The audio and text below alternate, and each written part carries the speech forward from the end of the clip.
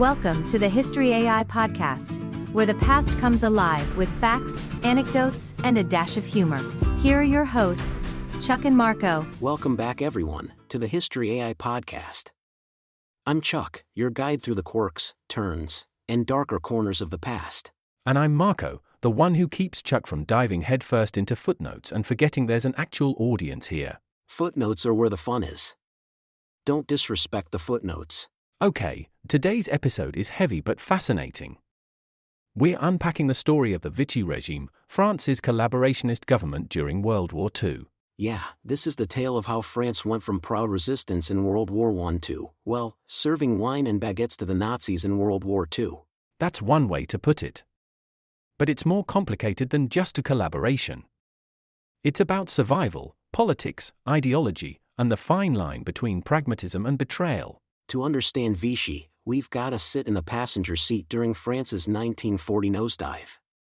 Picture Europe between September 1939 and June 1940, a continent technically at war, but for months it's the so-called phony war. Britain and France declare war after Germany invades Poland, but on the Western Front, not much happens beyond patrols, propaganda, and trench coffee. The French hunker behind the Maginot Line, a concrete dragon's spine on the German border, convinced that modern war will respect straight lines and good masonry. Spoiler, it does not. Meanwhile, Hitler is busy elsewhere. Poland falls fast, the Soviet Union grabs its slice in the east thanks to the Molotov-Ribbentrop Pact, fights the Winter War against Finland, and by mid-1940 it's also absorbing the Baltic states. The map of Europe is already doing yoga poses, and it's only spring. Then comes May 10th, 1940, Germany hits like a thunderclap, case yellow, fall gelb. The Wehrmacht smashes into the Low Countries, the Netherlands, Belgium, Luxembourg, knowing France and Britain will rush north to help. That's the trap. The real punch drives through the Ardennes, a supposedly impassable forest. German armor crosses the Meuse at Sedan around May 13th to the 14th, outflanking the Dill Plan defenses and turning Allied lines into confetti. French command is scrambling. General Maurice Gamelin is replaced by Maxime Weygand. Charles de Gaulle, then a relatively unknown armor advocate, launches counterattacks at Montcornet on May 17th. More thrusts days later. It was bold, but too small to turn the tide. The Allied position splits like a cracked plate. British and French forces in Belgium and northern France are cut off. Enter Dunkirk. From May 26 to June 4th, the Allies run Operation Dynamo, a giant, desperate boat parade. We are talking Navy ships, ferries, fishing boats, basically anything that floats. They pull hundreds of thousands off the beaches under strafing and shellfire. It's miraculous, but let's be clear, they save the people, not the campaign. The material loss is brutal, morale is worse, and northern France is collapsing. And while the north caves, the rest of Europe piles on. Italy declares war on June 10, 1940, sniffing opportunity on France's southeastern frontier. The Netherlands has already fallen on May 14, Belgium surrenders on May 28, Paris is declared an open city on June 13 and occupied the next day. The French government is in free fall and Prime Minister Paul Reynaud resigns on June 16 and Marshal Philippe Pétain, the World War I savior of Verdun, steps in preaching an end to useless fighting. He means armistice. On June 22, 1940, in the same Compiègne railcar where Germany signed its 1918 humiliation, France signs its own. A second armistice with Italy follows. The deal slices France into zones, a German-occupied north and west, including the Atlantic coast, a so-called unoccupied zone in the south administered from the spa town of Vichy, and a demilitarized strip along the Italian frontier. Roughly 1.5 to 1.8 million French soldiers go into POW camps in Germany. The civilian exode, meaning millions fleeing south with mattresses strapped to car roofs, becomes the defining image of national shock. And that's the birth environment of Vichy is not calm statecraft, but triage. Pétain and his circle don't just manage defeat, they build a new political project they call the National Revolution. They blame the fallen Third Republic, parliamentary squabbling, leftist politics, secularism, and the culture of 1930s France for weakening the nation. Out go liberty, equality, fraternity. In come the work, family, fatherland, hierarchy, Catholic social ideals, and an authoritarian reset. Internationally, the chessboard is still moving. Britain, now standing alone on the continent, refuses to fold. The Battle of Britain kicks off in July 1940. It is the Luftwaffe versus RAF in the skies, radar masts versus Stukas, Churchill's speeches versus Goering's overconfidence. The Atlantic becomes a wolf-haunted highway as German U-boats try to starve Britain out. And the Anglo-French divorce gets ugly. The French navy was large, modern, and intact, which terrifies London. If those ships end up in Axis hands, the Royal Navy has a nightmare on its hands. So on July 3, 1940, the British launch Operation Catapult, most infamously at Mers el Kebir in Algeria, destroying French ships and killing over 1,000 French sailors. Strategic logic for Britain, a searing wound for French pride. The new Vichy government files this under Never Forget, and also Never Forgive. Meanwhile, Vichy controls a vast colonial empire, North Africa, Syria, Lebanon, parts of sub-Saharan Africa, Indochina, and that matters. The regime claims it's safeguarding what's left of French sovereignty. But it's also cutting deals. In September 1940, under Japanese pressure and with German approval, Vichy allows Japan into northern Indochina. That's a global tremor. It tightens the noose on China, irritates the United States, and nudges Asia toward the Pacific War to come. Speaking of the US, America in 1940 is officially neutral but leaning. There's cash and carry for arms sales, then the destroyers' four bases deal with Britain in September 1940, and by early 1941 Lend-Lease opens the spigot. But that's a beat ahead. In mid-1940, from Vichy's perspective, the US might recognize you diplomatically, but it won't save you militarily. Back inside France, daily life is ration cards, curfews, and German checkpoints in the occupied zone, bureaucracy, shortages, and fear in the unoccupied South. The line of demarcation becomes a scar across families and commerce. Black markets bloom. Newspapers are censored. Radio becomes a battlefield, Pétain urging obedience. Across the channel, a stubborn brigadier named de Gaulle, having issued his appeal of June 18, invites the French to keep fighting as Free France. Important nuance here, Vichy isn't just Germany's marionette, at least not at first. It pursues its own goals, order, hierarchy, social conservatism, and eventually, discriminatory policies of its own initiative. The claim is collaboration to preserve sovereignty. The practice often looks like eager cooperation to secure favor from Berlin and to reshape France along authoritarian lines. And worldwide, the storm keeps spreading.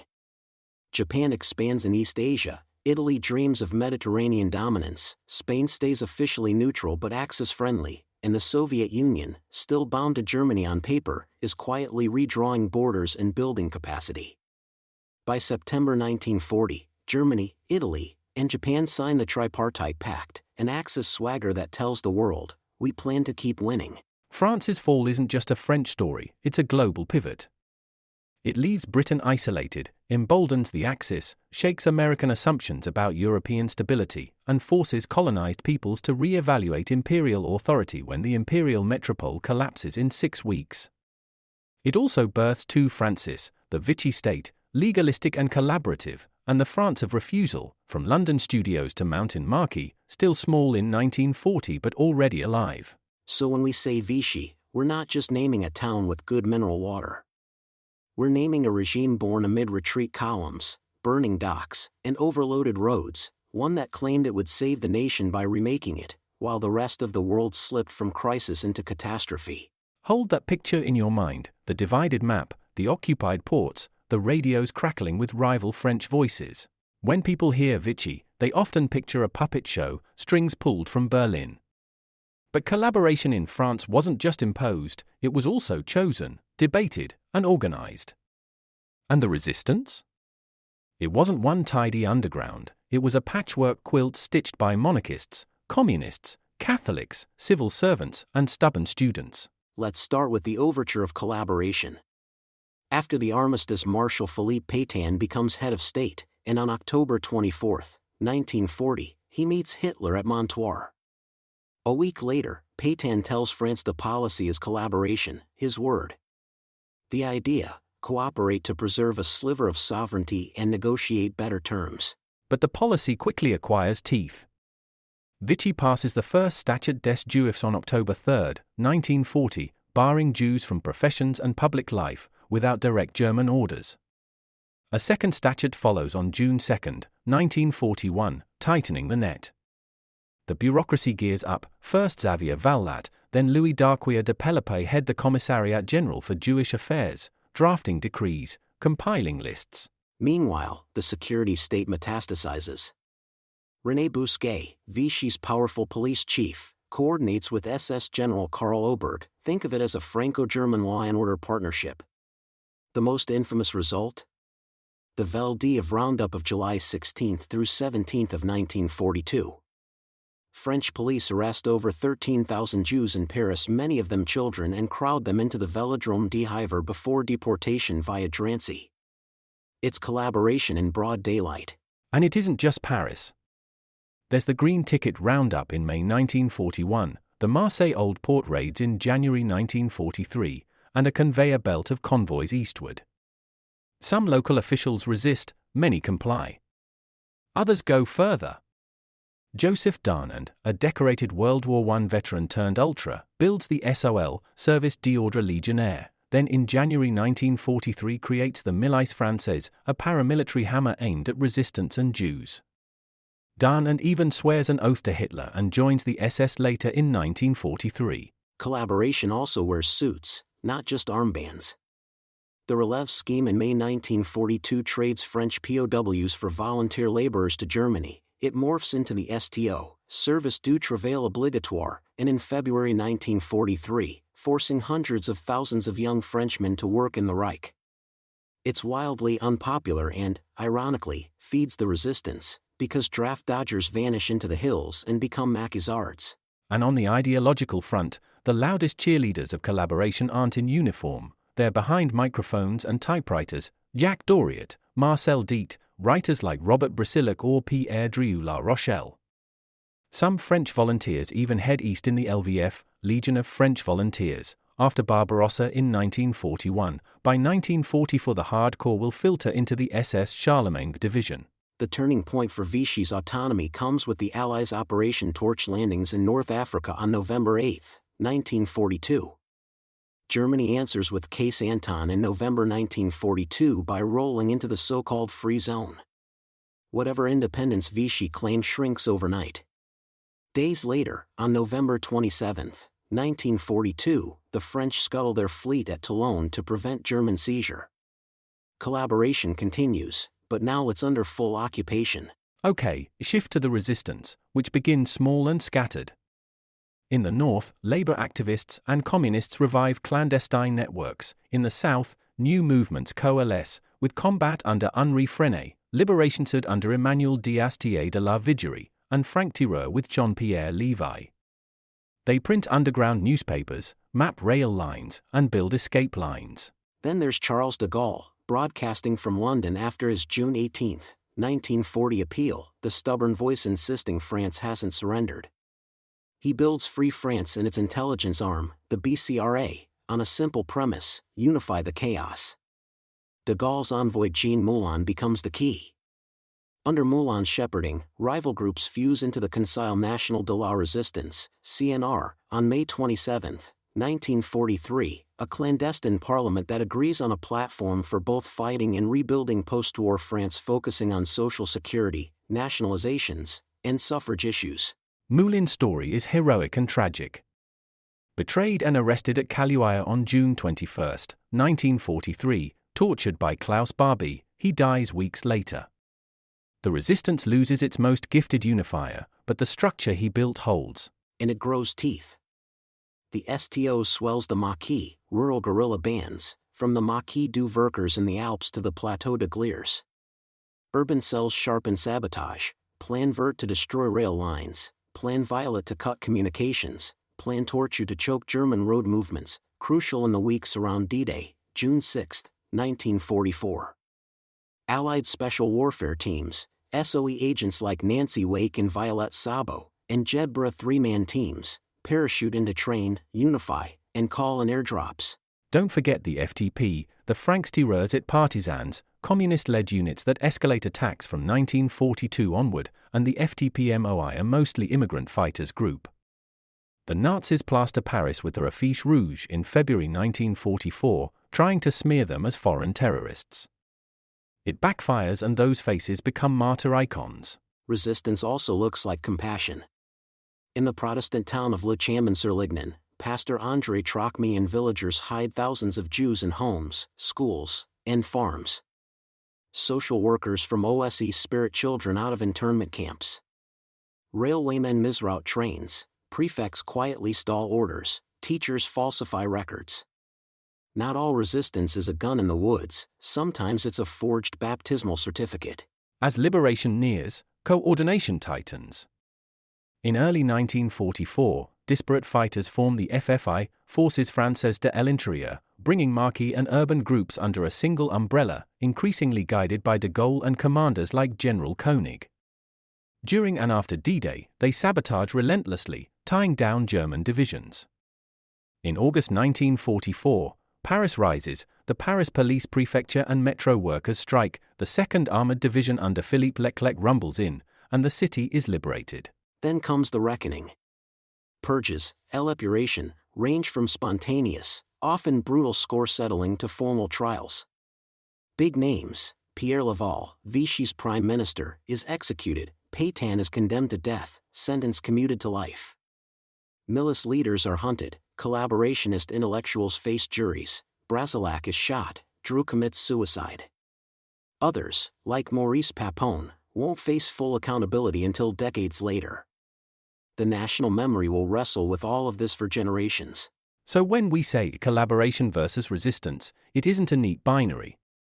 It's overlapping circles: fear, ideology, ambition, survival. Some collaborated out of conviction, some resisted out of desperation, many tried to thread a line between feeding their kids and keeping their conscience. In history's uncomfortable lesson, structures matter. Laws, police forces, newspapers, and rail timetables can be weaponized as surely as rifles. But so can networks, teachers, pastors, printers, railwaymen, agents with silk maps sewn into their jackets.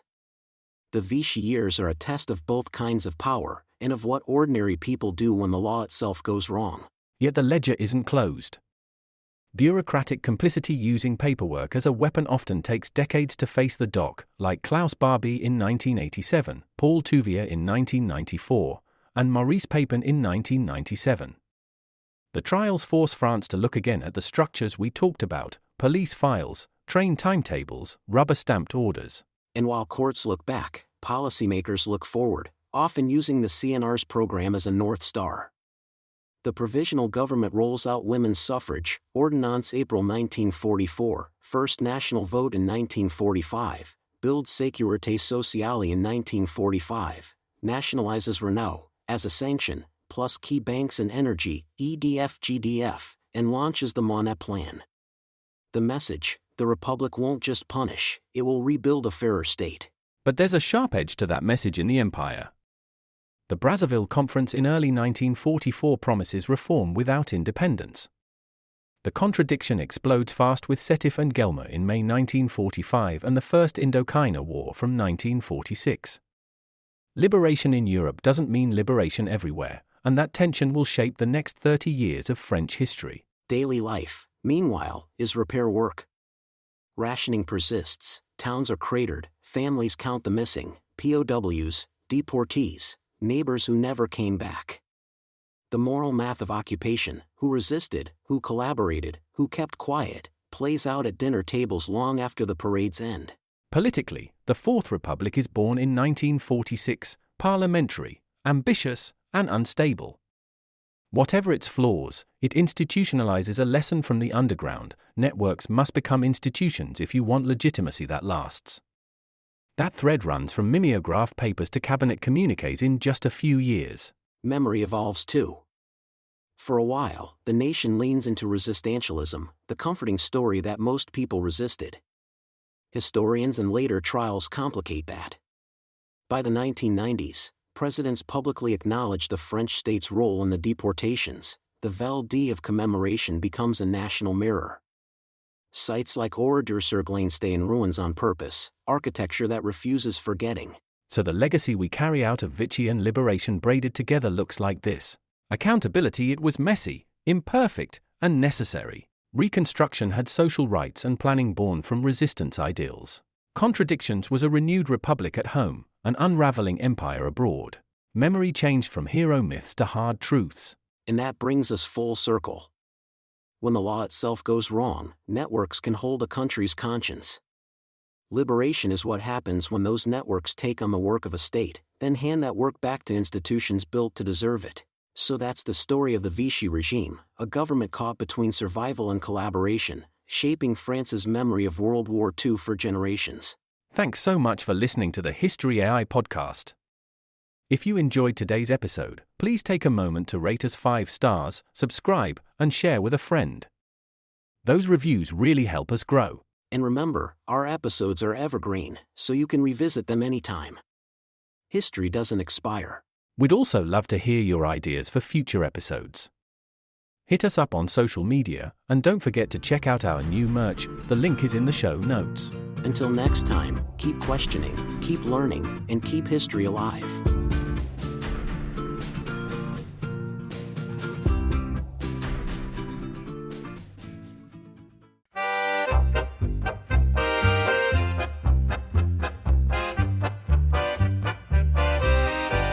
In the summer of 40, when France lay in flame, the tricolor lowered and so came the shame. Marshal Pétain bowed to the right's iron hand, half a nation in chains, half a ghost of the land. Oh, Vichy, a France split in two. Some wore the swastika, some bled for the blue collaboration, or the call to resist. Shadows in Vichy, too dark to dismiss. From Paris to Lyon, the Gestapo reigned.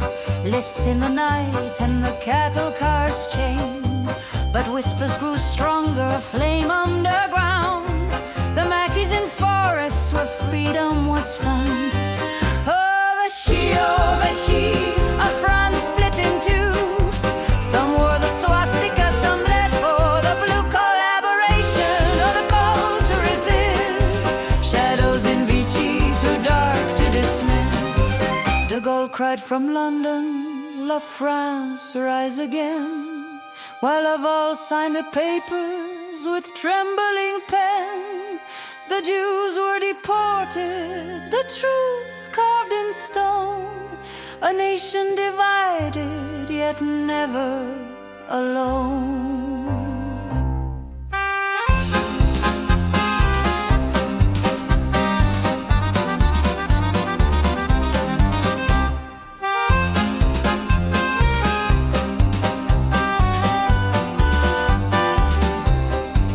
In 44th summer, the Allies came near. The people rose shouting, their voices were clear. The tricolor lifted, the bells all did ring, but the scars of Vichy still silently sting.